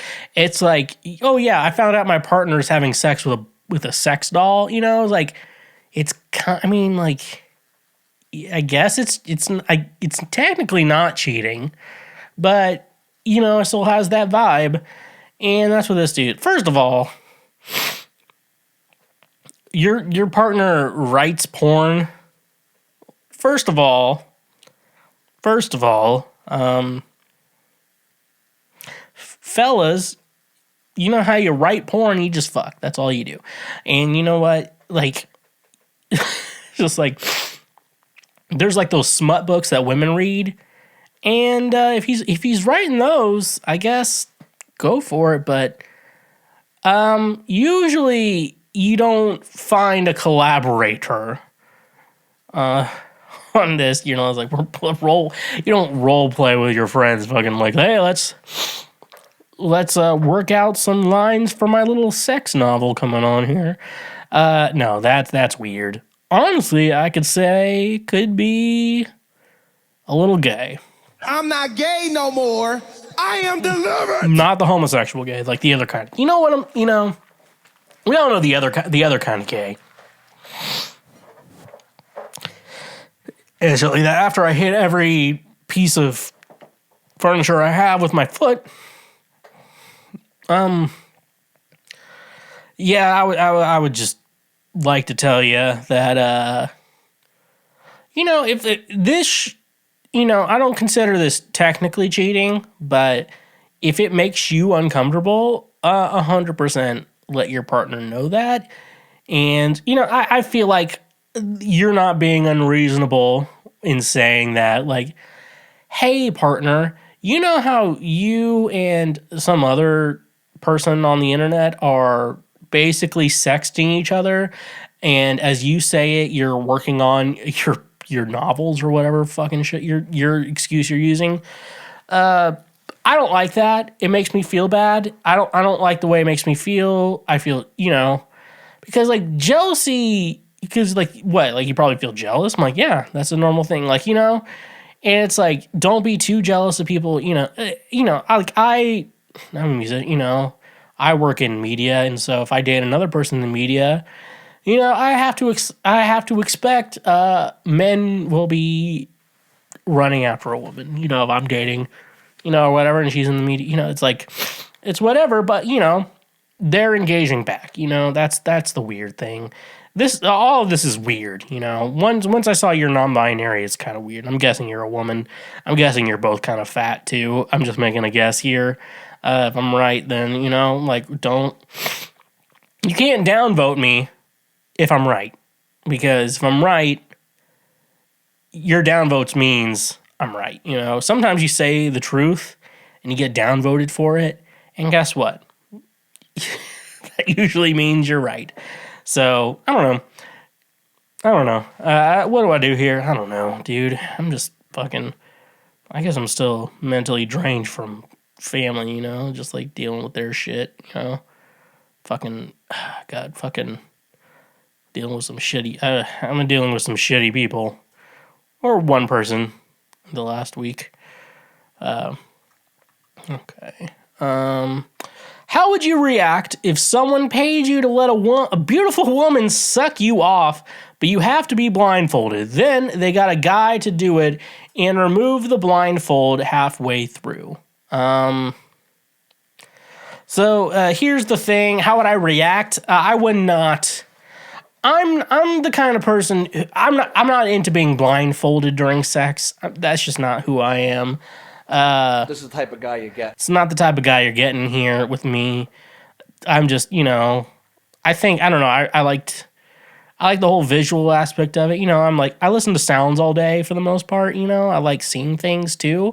And I don't know, like, if a woman's going to suck me off, like, I want to look at her, Like, because there is, like, we all have senses, right? Like, was it six senses? I don't know how many senses we have. I know there's the movie The Sixth Sense, or 5 senses maybe. But, like, we all have so many senses, and, and I think there is something with sight in regards to your sexuality, too. Like, if you blindfolded me and you're like, get hard, I'm like, I don't know if I can do it. But if you're just like, here's a chick, get hard, now put this blindfold on. I don't know, I'd probably go limp with the blindfold on, to be honest with you. So, I think when blindfolds come up during sex, it's kind of like, it's usually a switcheroo type of situation. If I had a kid and I was sending them off to college, I would probably tell them, like, hey, if someone wants to blindfold you during sex, you're not going to be having the sex with the person you thought you were. It's very I think blindfolding during sex is kind of similar to a glory hole. You see that ad on Craigslist and you're just like, you know what? I'm going to go for it. It's a hot chick behind a glory hole, and they have to put on straight porn to make sure the guy behind the glory hole has a hard dick to suck, It's always got, like, porn, that's the problem. You guys know that porn's not real. And the real problem with it is glory hole porn. I'm tired of glory hole porn because it gives you the idea that, like, you can, if you see a hole in a wall, stick your dick in it and some beautiful woman's gonna suck you dry. And that's not the case. Not the case at all. It's always a guy behind it, And so, always my advice would be never agree to any sex blindfold. If you have to be blindfolded, like, there's already something sketchy going on there, though, right? Like, we all know that there is already something sketchy going on. So, like, it should be your warning. to do that. You know? If you could predict one thing about 2024, what would it be and why? What do I think is going to happen in 2024? That's the thing, though. Like, I go through every year, and I'm just like, I didn't guess this. I didn't think this was going to happen. We have an election this year, so, you know, the last time I was like, there's no way this person will win, they won. So I'm just not going to jinx that shit. What do I think is going to happen in 2024? I hope anyone else just feel like it's going to get worse. You know, isn't life supposed to get better? But doesn't it feel like it just gets worse every year? You know, like, how do I predict what's going to happen in 2024? I'm like, I don't know. I'm going to work some job and get fired from it. I'm going to get kicked out of a band. Like, that's what I feel like is going to happen, you know? And I'm, like, in good situations, you know, right now. And I don't know. I feel like some things are doing better than others, you know? You never know. Like, I'm just going to make a guess. I don't think 2024 is going to be a good year either. Like, it's just like, it feels like since 2020, time has just passed so fast, and it's like, I don't think any of it's been good, and, you know, you think, like, it's gonna get better, and then you're like, ugh. And now, I'm just kind of getting to a point, you know, in life where every day, you know, you tell yourself, like, it gets better, it gets better. That's what everyone tells depressed people all the time. It gets better, it gets better. I'm like, you can't be telling people it gets better without telling them when. You can't tell people, oh, it gets better. When? When does it get better? Answer that, you know, like that awkward silence right there. That's the answer. It's just, when does it? When? And you're like, I don't know, I can't read the future. Then stop saying shit about, like, it gets better in the future. I'm like, you don't know that. If you can't tell me how it gets better in the future, don't say it gets better in the future, you know?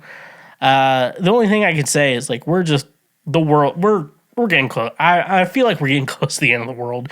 They've probably been saying that for at least the last at least 6,000 years. They've had to been saying, like, well, 6,000 plus years. I feel like 6,000 years ago it was like, humans figured out how to remember shit and write it down.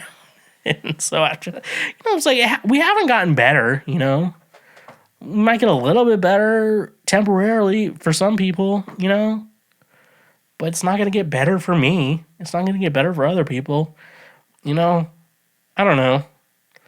That's what I predict in 2024. It's going to get the whole world's going to get a lot worse, and it just feels like we're all, like, struggling to survive, and, like, we're all barely making it through and shit like that. Like, that's what it feels like every single fucking year. Every year we do the same shit. We're like, fuck the previous year. This next year is going to be my year. And guess what? 365 days pass. And we're like, honestly, that was kind of worse. You know, like, everyone just mentally prepare that every year for the rest of your life, it's only getting worse. And for me, realizing that every year is only going to get a little bit worse helps me mentally prepare for the fucking trauma I'm about to fucking go through. So everyone, just remember, the new year, it's just gonna get worse. It's gonna suck. You're gonna hate it. We're gonna get to December 31st, 2024, and we're gonna be like, fuck this year. 2025 is gonna be my year. Like, when are we gonna be like, hey, maybe the world just fucking sucks. Maybe my life just fucking sucks. And I don't know what I'm going to do about it, you know? When are we going to get there? For real.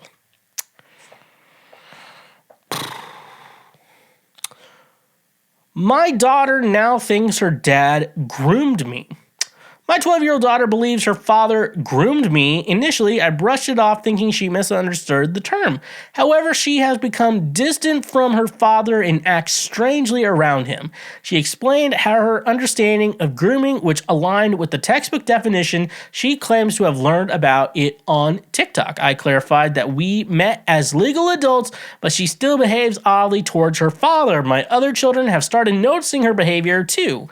I'm concerned about how to handle this situation. Any recommendations? Okay.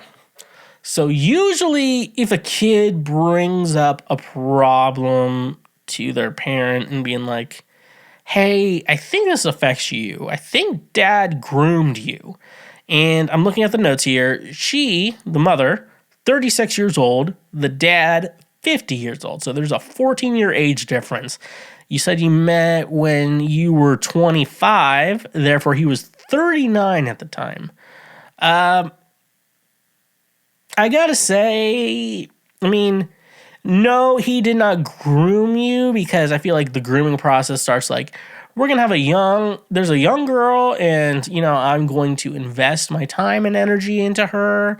And then eventually when she's of legal age, I can be like, I can be like, wow, I never noticed how beautiful you were before, which is weird because, like, I work with 12-year-old girls, and I gotta tell you, none of them are attractive. I gotta tell you, they all look like children.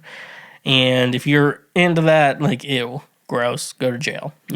Like, I don't know.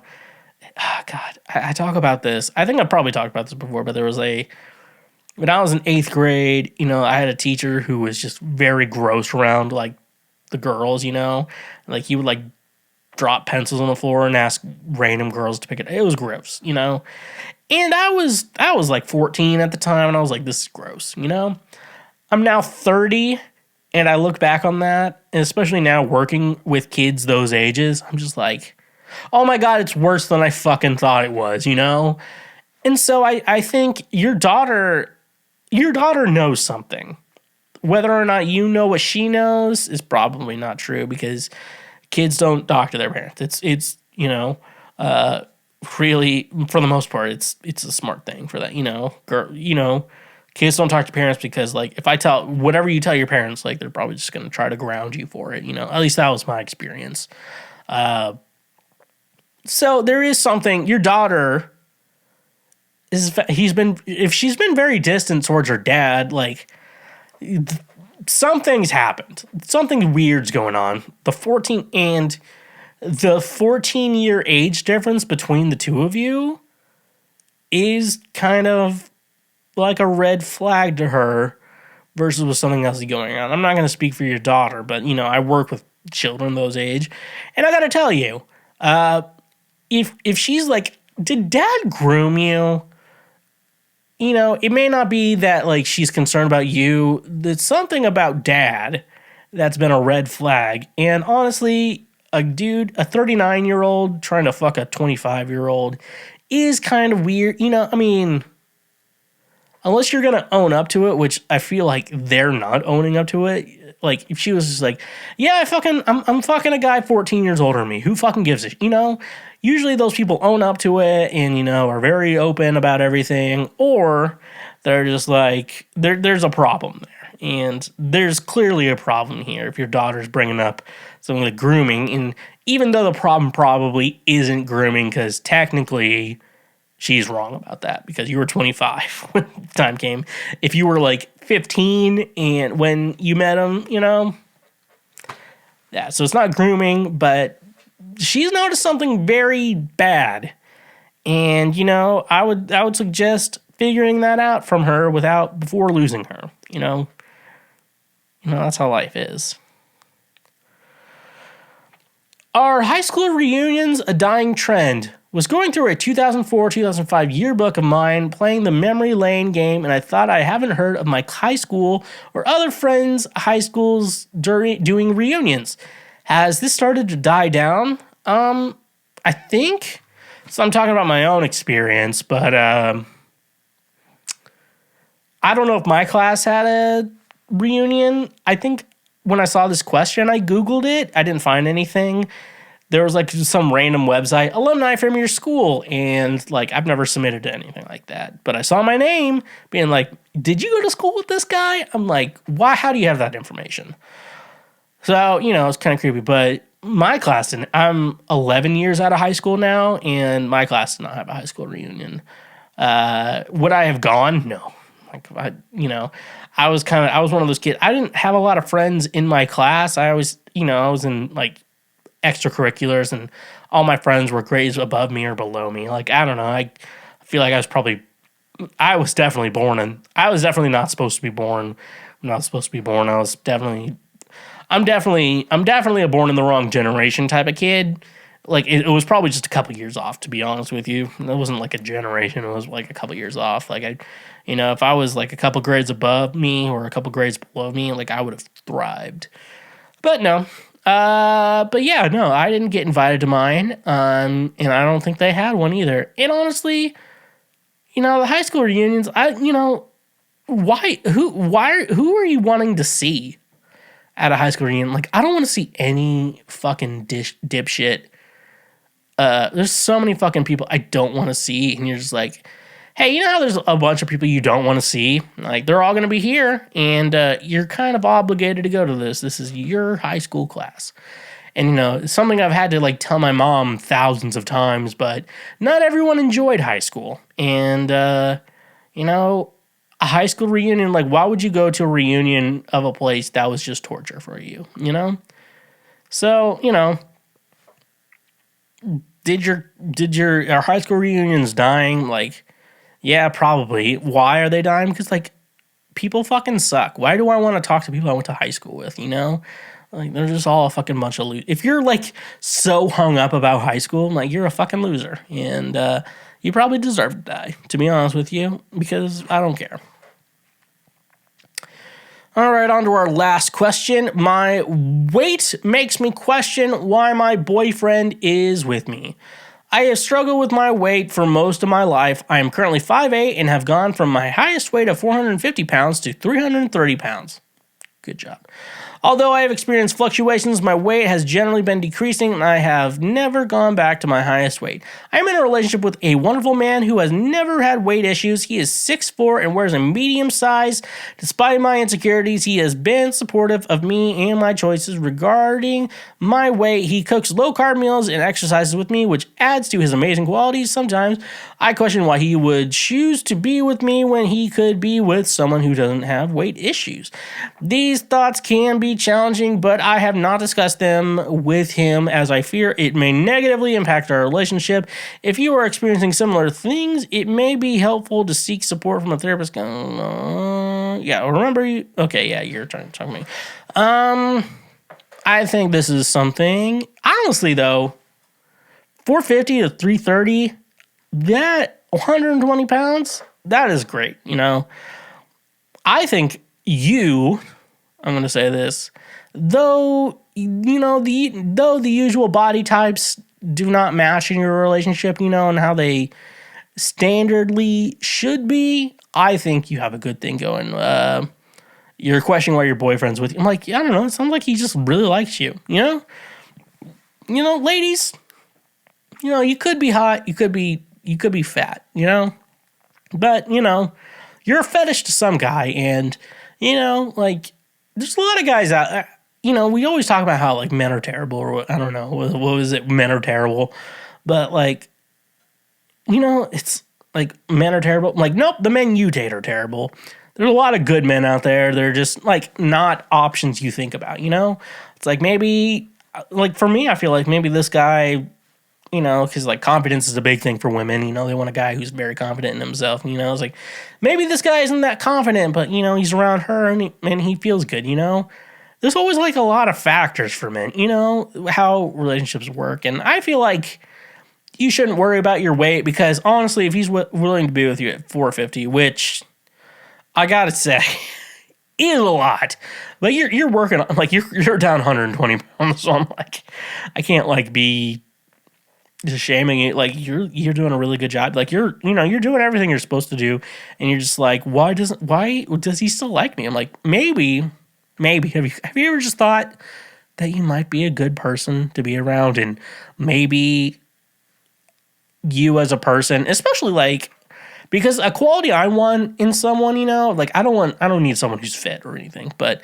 I would like a partner who motivates me to like try to be healthy, like I just think that's a quality in like a person, even just like a friend, like that I need in life. And so, especially a partner, like he's very supportive of you. He likes you.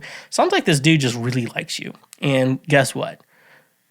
Quit talking to him. Quit talking about like how you're not good enough or whatever that fucking shit is, because you're fine. Like you're down 120 pounds. Like you're still, I suppose you're 330 pounds, which is a lot, but like at the same time, like if you're like, wow, that person's 330 pounds, they used to be 450. I'm like, holy shit. Like if someone loses 120 pounds, I'm going to say, holy shit. There's like, I know I have male friends who are 120 pounds. So just like good for you. And you know what? I'm kind of jealous. You're in a good relationship. So I have to say it, even though I think you're a good person and I think, but I got to say fuck you, because you got good things in your life. But with all that being said, I was told that this is the end of the episode. Thank you so much for listening to this episode of Cancel Schweezy, the last one of the year, but also the first one of the year. So thank you so much for listening. Music under Schweezy, social media at TheSchweezy, wherever you're getting your music at, or in social media and music at. We got Patreon, we got Cash App, we got PayPal, all great ways to say thank you for being a friend. Make sure you're subscribing to our show on YouTube if you're not, and leaving comments and sharing your thoughts and opinions over on YouTube. But also leave a review wherever if you listen to podcasts. Make sure you're leaving a review, giving us a 5, 4, 3, 2, or 1 star rating. So thank you for supporting our show. Honky V Love. Nope. We can't do anything about drugs. Here's to 2024. Hopefully it's not that big of a shit show, and just feeling good all the time.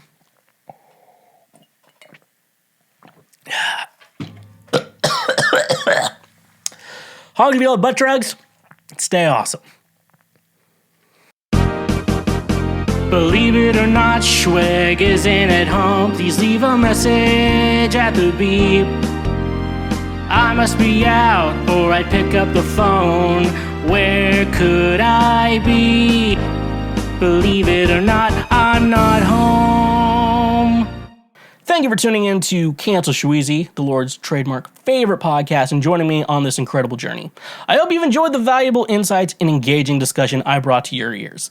To ensure you never miss an episode, hit that subscribe button now. By subscribing, you'll receive automatic updates whenever we release new content, keeping you in the loop with the latest episodes and topics. Subscribing not only guarantees that you'll never miss a beat, but also helps support our show. Your subscription plays a crucial role in helping us continue to bring you high quality content and maintain our podcast growth. So whether you're listening on your favorite podcast platform or watching our YouTube channel, take a moment to click that subscribe button. Join our community of passionate listeners and be part of the journey.